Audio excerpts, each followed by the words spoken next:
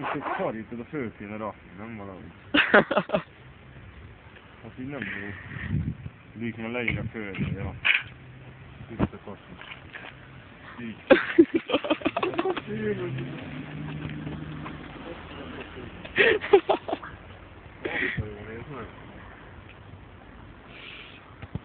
A geci kis szarpostás kocsiba nem fér be, érted? A 3 méter, bazd meg.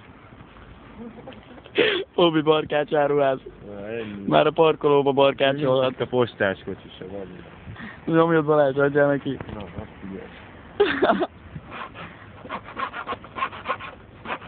Ne kapja. Aha. Mivel le is megy, de hülye, hát nem tudjam.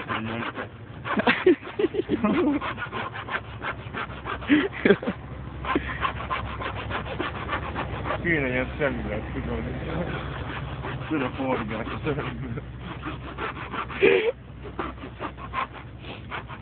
Hát, de komoly. Azon flash-et, mert levágom, akkor lehet, hogy beszél a kocsiba is, látod?